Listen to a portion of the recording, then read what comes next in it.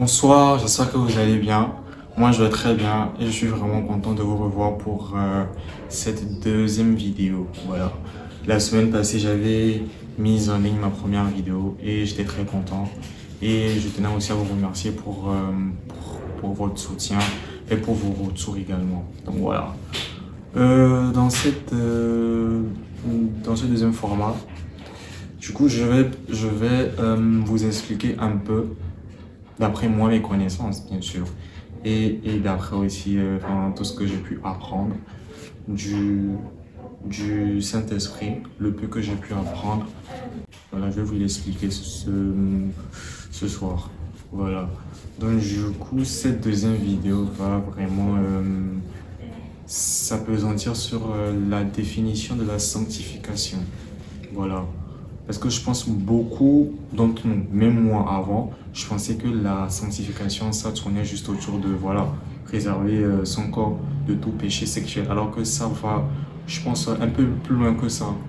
Ou soit c'est beaucoup plus simple qu'on ne le pense, vous voyez. Donc c'est vraiment pour vous éclairer, voilà, sur tous les aspects, pardon, de la sanctification. Donc, let's go. Je vais essayer de vous donner une définition assez claire et précise de la sanctification. Donc voilà. La sanctification, c'est vraiment euh, s'abstenir du péché, de tout péché, et de se consacrer entièrement à Dieu. Aussi simple que ça. Voilà. Le mot sanctification, vous voyez que dans le mot sanctification, il y a un nom qui ressort. La sainteté. Voilà, la sainteté, c'est ça vraiment qui ressort. Quel est alors l'être le plus saint qu'on connaisse? Évidemment, c'est Dieu. Vous voyez, donc du coup, c'est pour ça que je dis la sanctification, c'est vraiment la pleine consécration à Dieu. Déjà, avant toute chose, j'aimerais que vous compreniez ceci. La sanctification,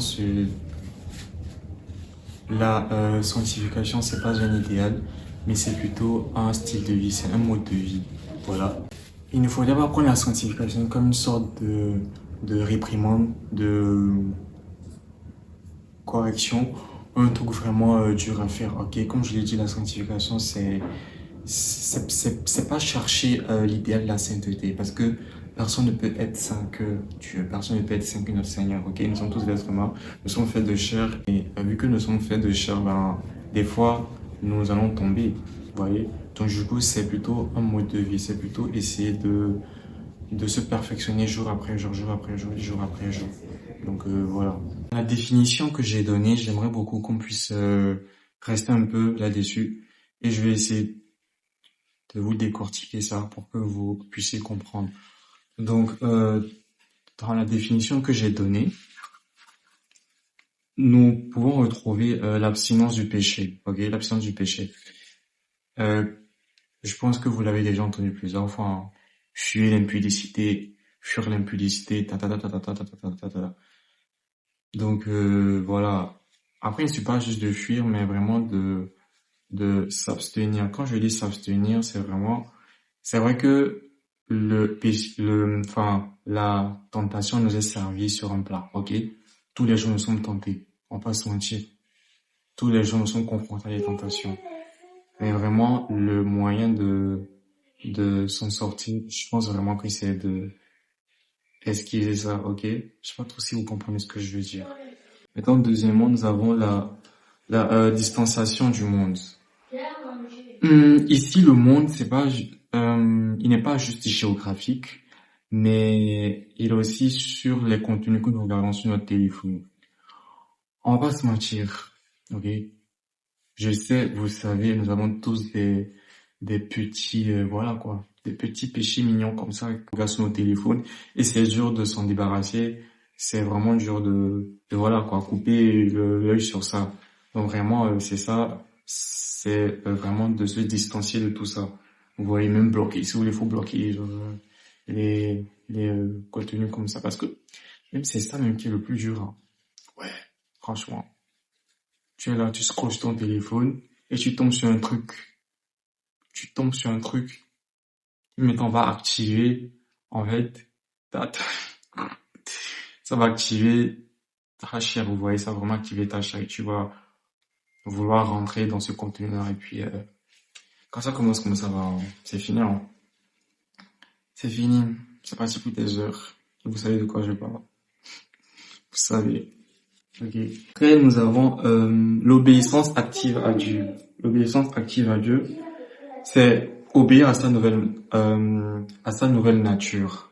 Voilà. Quand je dis nouvelle nature, quand je parle de nouvelle nature, quand on décide de rentrer effectivement dans la chrétienté, c'est-à-dire que nous avons une nouvelle nature, nous sommes en Christ, voilà, nous ne sommes plus ce que nous étions avant.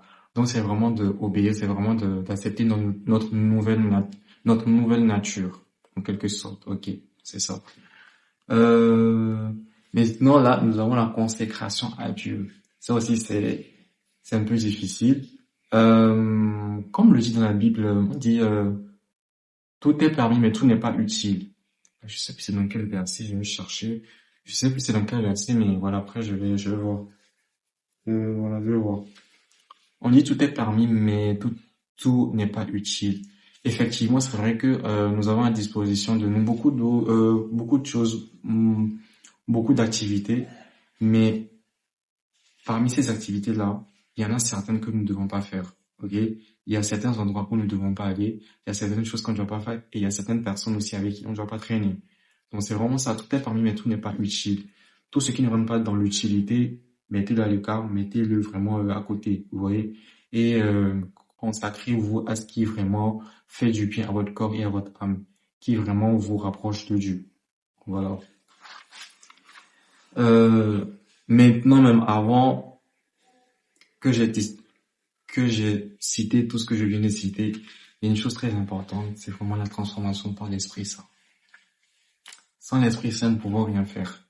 Sans l'Esprit Saint, nous ne pouvons pas atteindre un niveau ultime de sanctification. Sans l'Esprit Saint, nous ne pouvons pas nous rapprocher de Dieu. Sans l'Esprit Saint, nous ne pouvons même pas comprendre, en fait, ce que Dieu essaie de nous dire ou ce que Dieu voudrait que l'on s'abstienne de faire, vous voyez. Donc, c'est vraiment important que, en tant que chrétien, nous ayons l'Esprit Saint. Voilà. L'Esprit Saint, c'est vraiment le fil conducteur entre Dieu et nous. Il y a nous, il y a l'Esprit Saint et puis il y a Dieu, vous voyez. Donc Dieu passe par l'Esprit Saint et l'Esprit Saint passe par notre âme qui maintenant notre âme passe par notre corps maintenant pour nous parler. Je sais pas trop si vous voyez un peu. C'est vrai que ce que je viens de dire c'est un peu métaphorique mais voilà, vous allez comprendre. Donc c'est à peu près ça. Petit moment de réflexion. Parce que moi je veux que vous voyez la sanctification vraiment comme quelque chose de voilà d'accessible, ok? Vraiment faut pas le voir comme quelque chose de difficile. De vraiment nul. Mais c'est vraiment, moi je pense la sanctification, c'est vraiment prendre conscience de qui l'on est en Christ. Voilà. Parce que vous savez, chacun de nous, nous sommes nés avec une spécialité. Nous sommes nés avec un don, avec des dons. Nous sommes nés avec chacun de nous sommes différents, ok? Donc la sanctification, c'est vraiment d'accepter notre nature propre à nous-mêmes. C'est vraiment d'accepter en fait la petite graine que Dieu a plantée en nous. Vraiment, c'est vraiment d'accepter ça et de la faire grandir au jour le jour. Vous voyez, vraiment, si vous faites un petit pas aujourd'hui, demain vous allez faire un grand pas. La sanctification, ça se fait petit à petit. Faut pas se prendre la tête tout de suite, ok? C'est vraiment un truc qu'il faut le faire pas à pas, pas à pas, pas à pas, pas à pas, avec l'aide du Saint-Esprit, bien sûr, et avec une communication active avec Dieu. Et vous allez voir que ce sera vraiment un truc vraiment facile. Moi, franchement, moi, c'est vraiment un truc que j'apprends aussi avec vous. Voilà. Je veux pas m'auto-définir comme quelqu'un de saint. Voilà, on va pas se mentir. Moi, je suis pas là pour me mentir. Je suis pas là pour être quelqu'un d'autre, mais je suis là pour, voilà, quoi. Je veux vraiment que vous sachiez que c'est quelque chose qui est faisable. C'est pas facile, mais c'est faisable. Donc, c'est ça. Ici, nous allons avoir un petit Tu souci sais très bon. technique. Donc, ce que tu me fais, c'est mal. Et ça Voilà. commence Hey, par... taisez-vous. Le grand danger avec le péché, c'est que quand tu le commets, c'est vrai que l'instant d'une seconde, tu aimes ce que tu fais. Ton taux de dopamine est vraiment élevé, mais quand tu termines ce que tu es en train de faire, il rechute. Et c'est là que tu te rends compte que tu ne fais quelque chose de mauvais. Et c'est là que la culpabilité, elle commence. C'est juste pour vous dire que le péché, vraiment, c'est un faux bonheur. C'est vraiment un faux bonheur. On va pas se mentir, et vous savez très bien que quand vous commettez certains interdits, après ça, vous vous sentez coupable. Vous vous cachez, vous avez presque honte. Et c'est vraiment ça le, le piège du péché, le piège du monde. La sanctification n'est pas subjective. Dieu, il regarde à travers nos cœurs. Dieu, il lit dans le cœur des gens. Il ne lit pas forcément à travers les actes. Tu peux poser de bons actes, mais ton cœur, il est mauvais, il est sale. Ça, ce n'est pas la sanctification. Ça, c'est de l'hypocrisie. La sanctification, vraiment, tout d'abord, ça commence de l'intérieur et ça ressort vers l'extérieur. Ce que tu fais en privé reflète ce que tu feras en public. Je sais pas trop si vous comprenez ce que je veux dire. Quand dans votre vie quotidienne, vous avez un bon cœur, vous faites les choses selon le cœur de Dieu, vous faites les choses selon la parole de Dieu, ça va se refléter dans vos actes. Et c'est pour ça que j'aimerais vous inviter vraiment massivement à vraiment guérir de vos blessures émotionnelles. Parce que c'est vraiment est-ce que c'est ouais, c'est vraiment un fléau qui touche notre jeune génération. Les blessures de l'âme. Si vous saviez le nombre de personnes qui ont des blessures de l'âme, mais qui ne savent pas, hein, ils ne savent pas. Pour eux, leurs réactions sont normales, alors que pas du tout. Quand tu discutes avec ces personnes, tu sens qu'elles sont blessées, tu sens que elles ont vécu vraiment un truc traumatisant qui a des répercussions sur leur relation, sur tout ce qu'elles touchent. Vous voyez? Donc vraiment, même Dieu dans sa parole, il dit de s'abstenir de toute chose qui rendra mauvais votre cœur. Ok? Il faut vraiment, vraiment, vraiment garder votre cœur de toute chose mauvaise. Parce que c'est par là que Dieu il passe. C'est par là que Dieu nous change. Donc vraiment, couper tout contact avec des gens qui ne vous font pas, qui ne vous font pas du bien. Avec des, voilà quoi, avec des situations qui vous mettent dans des situations vraiment malencontreuses, dans des situations vraiment bizarres. Coupez tout ça pour avoir votre paix, pour avoir la paix du cœur. C'est vraiment le plus important, avoir la paix du cœur. Je tiens encore à avoir la paix du cœur. Et qui dit sanctification dit également amour. Donc vous devez être vraiment porteur de bonheur pour ceux qui vous entourent. Il faut que quand les gens vous voient, ils se disent mais lui, comment il fait pour être comme ça? Comment il fait pour être tout le temps heureux, pour être tout le temps serviable? Vous voyez? Il faut vraiment être un, un acteur de transformation de votre société, la société dans laquelle vous habitez. Parce que le monde qui nous entoure ne pense que intérêt, cupidité, qu'est-ce que je pourrais recevoir de l'autre? Qu'est-ce que l'autre pourrait m'apporter? Vous voyez? Un peu cet égoïsme-là. Et c'est vraiment dans cette société que nous vivons. Donc du coup, soyons différents de ce système-là. Soyons vraiment différents, soyons vraiment à part de tout ça. Faisons acte d'amour. Faisons acte de religion avec tous ceux qui nous entourent, ok? Il faut que quand les gens nous voient, ils se disent, ah mais lui, je peux lui faire confiance. Ah mais lui, je peux lui confier certaines choses importantes, vous voyez? Il faut vraiment être à l'image de Dieu. Il faut vraiment être celui que l'on voudrait être. Il faut vraiment être celui dont tout le monde pourrait s'inspirer. Vous voyez?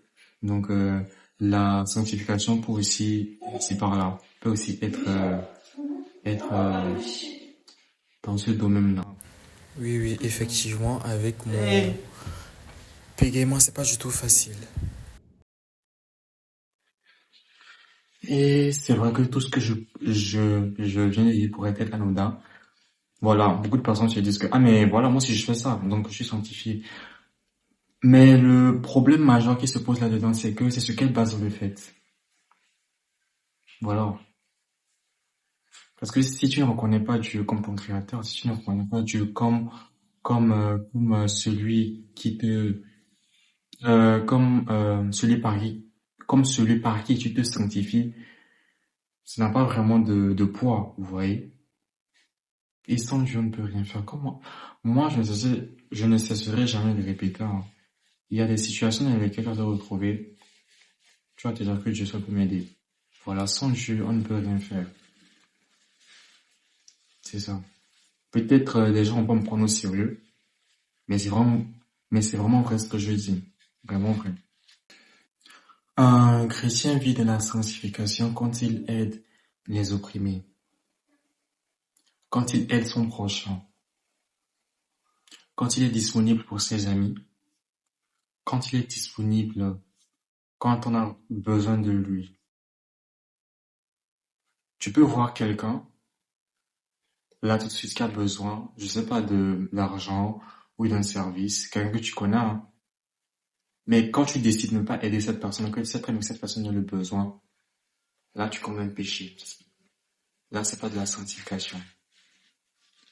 Vous voyez, l'égoïsme, ce n'est pas de la sanctification.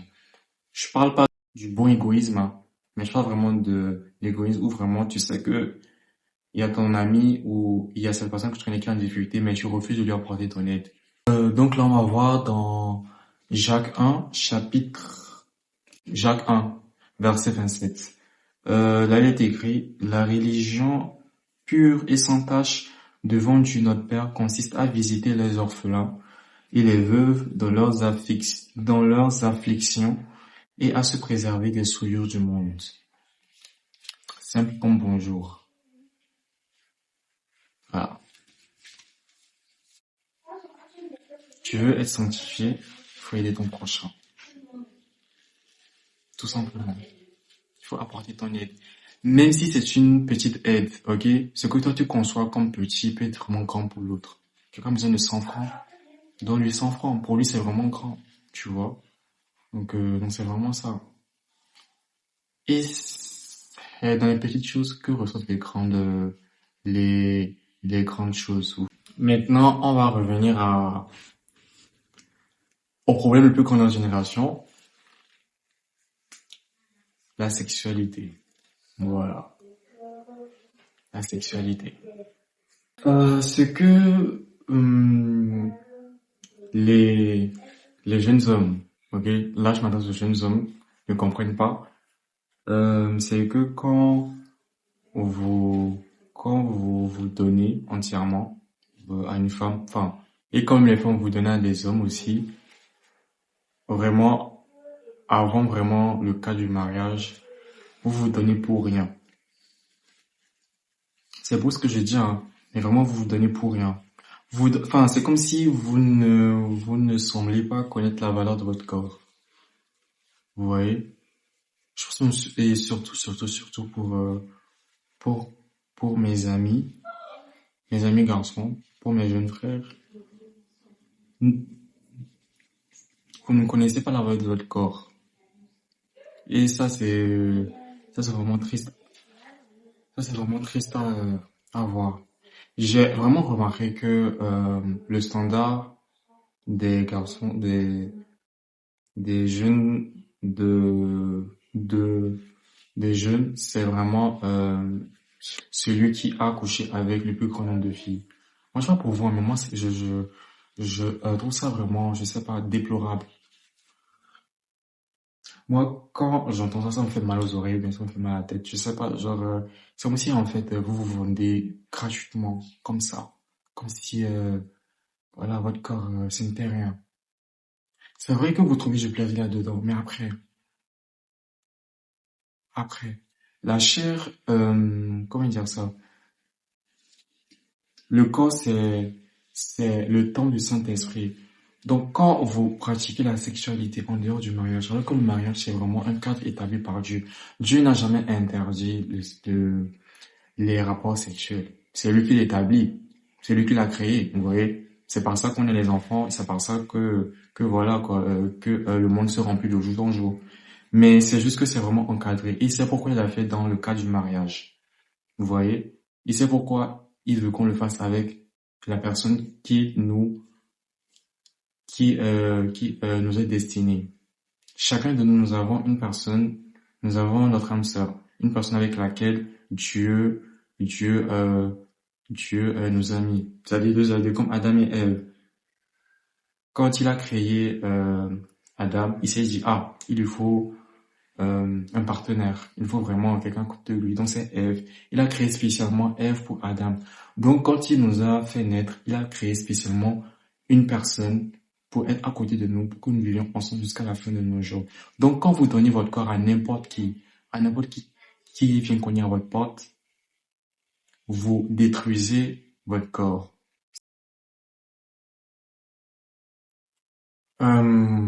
Voyez en fait l'abstinence sexuelle comme quand vous allez à la salle pour vraiment prendre du muscle, pour vraiment magnifier votre corps. Non, vraiment magnifier vos muscles, prendre soin de vos muscles, prendre soin de votre corps. Ben, voyez aussi l'abstinence sexuelle comme ça. L'abstinence sexuelle, c'est vraiment prendre soin de son corps, mais au niveau spirituel, vous voyez. Parce que quand vous couchez avec une personne que vous ne connaissez pas, avec des gens que vous ne connaissez pas, vous savez pas qu'il y a un transfert d'énergie. Il y a un transfert de, il y a un transfert d'énergie. Il y a un transfert d'esprit à esprit. Le sexe n'est pas juste un truc entre deux personnes. C'est pas juste voilà vous mettez dessus et vous faites vos trucs et puis c'est fini. Non, c'est vraiment un échange d'énergie. Vos semences, c'est vraiment de l'énergie à l'état brut. C'est vraiment la richesse. Et vous gaspillez ça dans n'importe qui. Voilà. Il n'y a même pas que le sexe. Il y a aussi la masturbation aussi, qui est un autre fléau aussi, qui est vraiment, qui détruit beaucoup de nos jeunes frères. Voilà. C'est vraiment un truc. Je pense que nous tous nous sommes passés par là. On va pas se mentir. Moi je suis très vraiment, je mens pas. Voilà. Nous tous nous sommes passés par là. Il y en a d'autres qui sont encore là. Il y a d'autres qui luttent encore avec ça. Et c'est compréhensible, voilà. C'est pas quelque chose, dans lequel, voilà, tu quittes du jour au lendemain. Pour d'autres, c'est plus facile, mais pour d'autres, c'est vraiment difficile. Vous voyez? Donc, c'est vraiment ça. Euh, Comme je viens de le dire, attendez la bonne personne pour lui offrir votre corps, qu'on soit homme ou femme. La sanctification n'est pas juste destinée aux femmes. Elle est aussi destinée aux hommes. Moi, c'est mon combat. Là, c'est l'un de mes combats. Voilà. Il faut que mes jeunes frères, ils soient au courant de ça. Il faut qu'ils l'assimilent et que, à partir d'aujourd'hui, ils puissent vraiment pratiquer l'abstinence sexuelle, la rétention séminale. Et vous allez voir, les vertus derrière tout ça. Vous allez voir, franchement. Voilà. Qui n'a pas envie d'avoir des rapports? Tout le monde en a envie. Nous tous, nous tous, nous en avons envie. Nous sommes des êtres humains. Mais l'important, c'est de s'abstenir. Vous voyez, c'est vraiment de s'abstenir et de rencontrer la bonne personne pour le faire. Donc, je pense qu'on est arrivé à la fin de cette vidéo. Voilà, j'ai essayé de vous faire un petit topo autour de la sanctification pour que vous voyez un peu excusez-moi, pour que vous voyez un peu que c'est vraiment une définition large, c'est vraiment un concept large. Voilà. Il faut pas juste s'attarder sur fuir l'impudicité, mais c'est vraiment un ensemble de choses. Ok, la sanctification, elle n'est pas juste, comment dire ça, elle n'est pas juste au niveau sexuel, mais aussi dans notre vie de tous les jours, dans notre quotidien, dans nos actes, au travail, à la maison, avec nos amis, partout où nous passons. Il faut que la sanctification prenne sa place. Ok, donc merci d'avoir regardé cette vidéo jusqu'à la fin. J'espère que vous avez appris beaucoup de choses et que j'ai pu vous exhorter à vraiment commencer la sanctification, comment la pratiquer, à vraiment la prendre comme un mode de vie et non comme un idéal, je sais pas, à atteindre. Non, comme je l'ai dit, c'est vraiment quelque chose qui se fait progressivement. Ok, il faut le faire chaque jour. Nourrir notre corps avec la parole de Dieu, nourrir notre esprit avec la parole de Dieu. Et avec ça, nous allons nous sanctifier petit à petit pour vraiment atteindre la sanctification ultime. Voilà. Donc merci beaucoup. Et vous pouvez laisser des commentaires auxquels je répondrai si vous avez des questions. Vraiment, merci et voilà, partagez également la vidéo. Et surtout, laissez des commentaires. Je pense que c'est vraiment important de laisser des commentaires. Dites, dites ce que vous pensez de cette vidéo, laissez des témoignages, et puis voilà, et je répondrai à tout. Merci et puis bonne soirée. Big up à vous. Et aussi que Dieu vous bénisse. Voilà, qu'il vous bénisse énormément. Qu'il vous bénisse énormément. Que Dieu vous bénisse énormément. Voilà, que Dieu vous apporte la paix dont vous avez besoin. Qu'il vous aide à vous sanctifier. Qu'il vous, qu'il vraiment renouvelle votre connaissance pour que vous sachiez enfin que, pour que vous preniez conscience que voilà, votre corps n'est pas quelque chose à prendre à la légère, ce n'est pas un jouet, c'est vraiment le temps du Saint-Esprit, c'est vraiment par là que je passe pour nous parler, c'est vraiment, voilà quoi, l'habitat du Saint-Esprit. Donc du coup, que Dieu vous apprenne tout cela, qu'il vous exhorte vraiment à vous sanctifier. Amen. Bonne soirée à vous.